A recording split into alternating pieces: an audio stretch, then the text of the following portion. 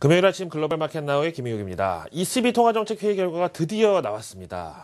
사실 스포일러라 그러죠. 미리 좀 이 본편의 김을 빼는 이런 예고편들이 많이 돌아다녔었는데 그런 만큼 ECB의 좀 부담은 컸겠죠. 또 어제 우리나라 시장이 이제 장 후반에 약세로 마감한 것은 너무 지금 기대감이 커 있기 때문에 잘못하면 실망할 수도 있겠다라는 이런 우려 때문이었는데요. 실제 결과를 보니까 너무 많이 알려져서 실망할 수 있는 여지가 컸다라는 리스크를 눌러 놓을 만큼 충분히 좋았다라고 볼 수가 있겠는데요. 지금 보시는 영프, 독 3대 지수 모두 1% 넘게 큰 폭의 상승을 했고 특히 독일은 뭐 ECB 통화정책회의 결과 기대감만으로도 최근 들어서 7, 8번의 신고가를 경신하다가 오늘 또 1% 넘게 오르면서 ECB 결과를 막상 보고 나서도 소문에 샀다가 뉴스에 파는 차익 실현 매물이 없었다는 점에서 상당히 강력한 리액션이 있었다라고 봐야 되겠죠. 그다음에 그리스하고 뭐 이런 남유럽 쪽도 보시면은요. 그리스는 일단 이번 ECB 양적 완화 대상국에서 제외가 될까 포함이 될까 아직까지 결정이 안 나 있는 상태고요. 그래서 이제 조금 리액션이 적었지만 스페인하고 이탈리아 같은 경우에는 드디어 마리오 드라기의 바주카포가 발사가 됐다. 한 2년을 어깨에 메고 있다가 드디어 쐈다. 네, 이런 차원에서 좀 반갑게 맞이를 했고요. 또 피그스 국가들이 지금은 아니지만 지금 뭐 이 유럽 중앙은행에서 돈을 찍어내서 풀어주겠다는데 싫어할 나라는 사실상 없다고 봐야 되겠죠. 자, 이제 문제는 지난 LTRO 때도 그랬고 그 다음에 OMT 때도 그렇고 과연 이제 우리나라 증시 입장에서 외국인들의 이 자금 유입이 얼마나 있을 것인가를 이제 기대해보는 이런 건데요. 일단 오늘 우리나라는 이번 주 마지막 금요일장을 보내게 되는데 사실 이번 결과에 대해서 유럽과 미국 증시 둘 다 리액션이 뜨거웠던 것은 사실입니다만 솔직히 하루 더 지난 오늘 오후하고 오늘 저녁에 미국장을 좀 보는 게 좀 더 정확한 우리가 전략을 수립하는 데 도움이 될 것 같아서 오늘 금요일장은 많이 오른다고 해도 또 개인들이 따라붙기에는 조금 부담이 되지 않느냐라는 생각을 하고 있습니다. 자, 거두절미하고 1월 통화정책회의 성명서 ECB발 자료 보시겠습니다. 뭐 올해 첫 기자회견이다 보니까 뭐 새해 복 많이 받으세요 뭐 이런 걸로 시작해가지고요. 제일 중요한 것은 드디어 이제 자산 매입 프로그램이 발표가 됐는데 이제 사이즈 더즈 매러라고 뭐 영화 제목도 있었나요? 이제 그 규모가 사실 중요하다 그랬는데 지금 보시다시피 당초 예상치 월 500억 유로를 넘어서 600억 유로로 나왔습니다. 어제 스포일러가 돌았던 것은 이제 월 500억 유로 정도 예상을 했었는데 그거보다 100억 유로가 컸죠. 그 다음에 이제 기간은 올해 3월부터 내년 9월까지로 요거는 또 스포일러에 나왔던 것보다 조금 짧았습니다. 당초 예상은 내년 12월까지 진행이 될 것으로 봤지만 여기서 보시는 대로 내년 9월로 끝이 났습니다. 그러면은 요거를 이제 산수를 해보면은 당초 예상했던 시나리오는 총 500억 유로씩 22개월이었을 때 1조 1000억 유로로 집계가 됐었는데 지금 보시는 대로 월 600억 유로로 100억 유로가 더 큰 상태에서 기간을 22개월이 아니라 19개월로 곱하면은 1조 1400억 유로가 돼가지고 이것도 역시 총 규모 면에서도 예상을 상회했다고 볼 수 있겠죠. 그 다음에 중요한 것은 인플레이션 이 타겟 2%를 목표로 이제 간다. 중기 관점에서. 이렇게 얘기하고 있죠. 그런데 이제 여기에 대해서는 조금 우리가 생각을 해봐야 되는 게 이번에 1조 1,400억 유로잖아요. 이 정도면 연준 QE 1, 2, 3 합친 거에 한 절반이 못 미치는 규모인데 과연 연준이 2배가 넘는 돈을 쏟아부어도 이 연준 인플레이션 목표치 마찬가지로 2%를 달성을 아직까지도 못했는데 과연 이런 반값의 이 돈 규모로 이 유럽 중앙은행이 인플레이션 2% 목표를 간단하게 맞출 것인가 이런 의문이 있잖아요. 그래서 이제 여기 보시다시피 좀 옆으로 가서 확대해 볼까요? 내년 9월까지로 일단은 정해놓긴 했지만 만약에 연준이래네요. ECB 인플레이션 목표치 2%를 달성 못할 경우에는 will be any case be conducted. 그러니까 이제 사실상 9월 이후에 추가 조치도 배제하지 않겠다. any case가 be conducted 될 수 있다. 이거는 약간 오픈 엔디드의 느낌을 주고 있죠. 이것도 이제 역시 컨센서스를 상회하는 좀 더 과감한 이 문구였다 이렇게 봐야 되겠죠. 그 다음에 이제 리스크 쉐어링하고 추가 자산 매입의 어떤 이 직접 ECB에서 감당할 규모 이제 이런 것들이 이제 또 중요하다고 봤었는데 일단 앞으로 매입하는 각국 국채에 대해서는 8% 정도를 ECB가 직접 보유를 한다. 그 다음에 리스크 쉐어링은 ECB가 20%, 그 다음에 각국 중앙은행이 80%의 담보를 진다고 해서 요거는 조금 보수적인 스탠스로 평가가 가능하겠습니다. 자, 이제 ECB 양적 완화의 어떤 양은 일단 당초 이제 전문가들의 예상을 상회한 상황이고 질은 어떠느냐. 소시에테 제너럴에서는 약간 여기 좀 우려가 없지 않다라고 얘기하고 있는데요.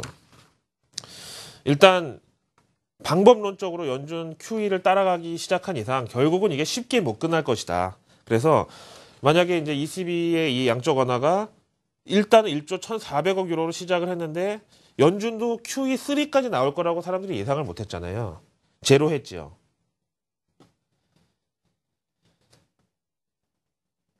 (3조) 유로가 이제 더 총 필요하다고 지금 얘기를 하는데요. 만약에 이번 이 양적 완화 1조 1,400억 유로의 총알이 다 떨어졌을 때도 만약에 인플레이션 2%가 안 되면 연준처럼 계속 나와야 된다. 계속. QE2, QE3, QE 뭐 3-1, 미니 QE 뭐 별거 다 있었잖아요. 이런 식으로. 그래서 결국은 3조 유로가 필요할 수도 있다라고 이제 경고를 하고 있는데 또 특히 이제 중요한 게 뭐냐면은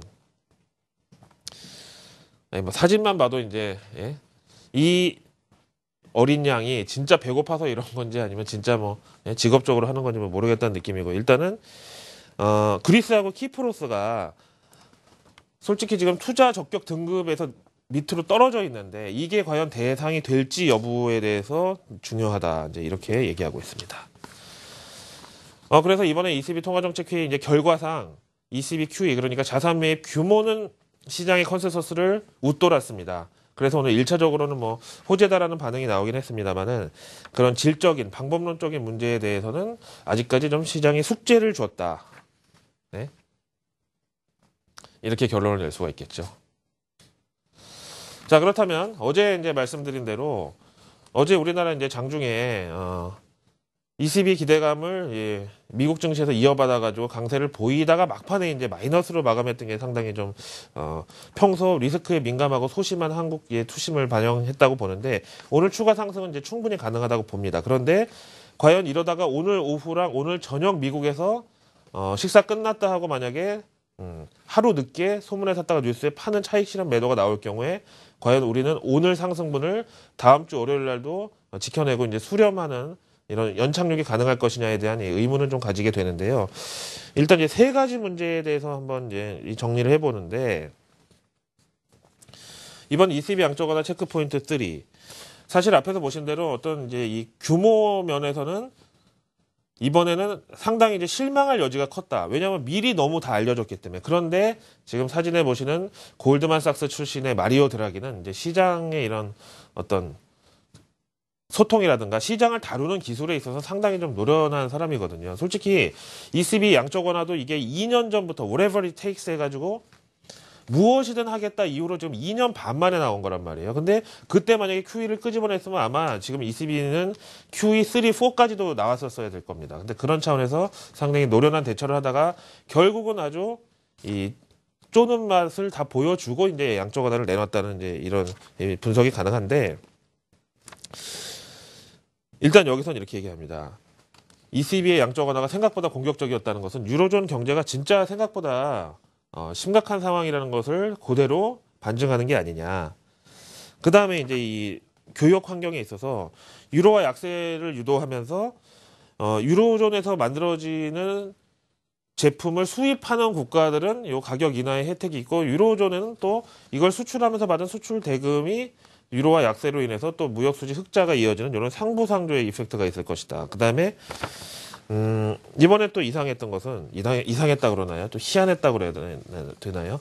그렇게 ECB 양적 완화에 대해서 까칠한 입장이었던 독일이 아무런 반대를 하지 않았다는 게 과연 어떤 의미일 것인가?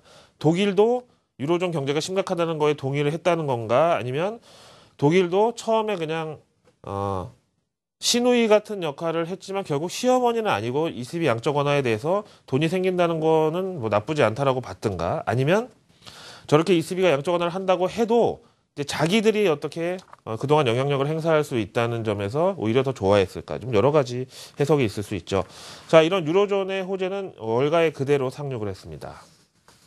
미국 증시는요, 다우지수 오늘 이제 이 ECB 회의 결과가 물론 개장 초반에 다 전해졌긴 했습니다만 초반에는 약간 좀 갸우뚱을 하다가 장 후반 들어서 상승폭 키우면서 다우지수 17,800선까지, 그 다음에 S&P 500 지수 2063포인트, 그 다음에 나스닥 지수 최근에 실적 결과에 따라서 이 대형주들이 좀 분위기를 좌지우지하면서 별로 그렇게 큰 매수세는 없었습니다만 결국은 증시에는 유동성만한 게 없다. 실적이고 뭐고 오늘 같은 날 1.78% 오르면서 그동안의 어떤 실적 그리고 가이던스 부진 이런 거에 따른 우려를 한 방에 날려줬다. 이렇게 봐야 되겠죠.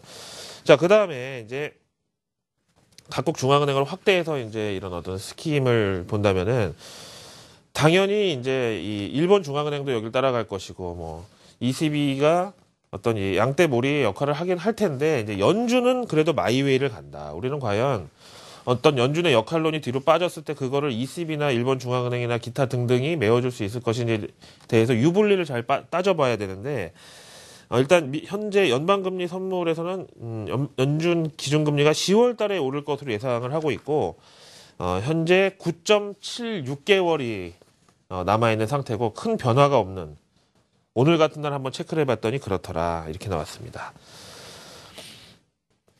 자, 일단 ECB의 양적 완화가 예상했던 대로 나왔고요. 유로화는 오늘 약세를 갖고 달러는 강세를 갖습니다. 1.64% 달러 인덱스 올랐고요. 달러 대비 엔화 환율도 오늘 당연히 오랜만에 한번 그동안 조정을 딛고 반등을 보이겠죠. 오늘 우리나라 환율에 대해서 일단 너무 급진한 움직임이 나오면은 ECB 이발 저런 양적 완화 호재를 조금 누그러뜨릴 수 있는, 상쇄할 수 있는 좀 그런 리스크까지는 아니더라도 디스카운트 요인이 될 수도 있다고 보고요. 그 다음에 우리가 반가운 것은 사실 이 KBW 은행 지수인데요. 최근 이제 짧은 기간 동안 보면은 월가 금융사들이 작년 4분기 그 엄청난 변동성 장세 속에서 트레이딩 수입이 많이 줄어들었단 말이에요. 그래서 이제 실적 부진에 따라서 KBW 은행 지수도 내려왔는데 결국은 월가 금융사들이 실적도 많이 내고 어느 정도 이제 자금을 집행할 수 있는 운신의 폭이 넓어야 한국 주식도 사고 뭐 일본 주식도 사고 소련 주식도 사고 뭐 이제 이렇게 아시아하고 신흥국에도 투자 비중을 늘려준다는 건데, 그런 차원에서 또 한 번 스위스 중앙은행의 뒤통수를 맞은 이후로 많이 내려왔는데 그게 오늘 3.6% 오르면서 지난 하락분의 전부는 아니지만 그래도 거의 대부분을 만회했다는 것이 반갑고요. 코스피 지수를 여기다 대입해서 본다면 이제 최근 들어서 KBW 은행 지수가 코스피의 외국인 매수세가 적극적이지 않은 어떤 이런 정황에 조금 일조를 했다고 봤을 때 오늘 같은 날은 KBW 은행업종 지수 3.6% 상승이 코스피 지수 반등에도 당연히 어떤 서포트 역할을 해줄 것으로 봅니다. MSCI 한국 지수 보시죠. 56선을 힘겹게 지켜왔지만 오늘 57선 넘어가면서 57.38 기록을 했고요. 앞에서 말씀드린 대로 오늘 같은 날 못 오른다면 그거는 진짜 주식시장도 아니고요. 당연히 오늘 이제 갭상승부터 시작해가지고 매수 우위에다가 외국인까지 이제 같이 쌍끌이로 밀어 올려줄 텐데 이런 날 과연 다음 주 월요일 그리고 다음 주 장세 그리고 당장 오늘 밤 미국 증시에서의 재평가가 어떻게 나올지에 대해서 한번 염두에 두시는 게 현명하지 않냐라고 생각하고 있습니다. 금요일 아침 글로벌 마켓 나우의 김희욱이었습니다.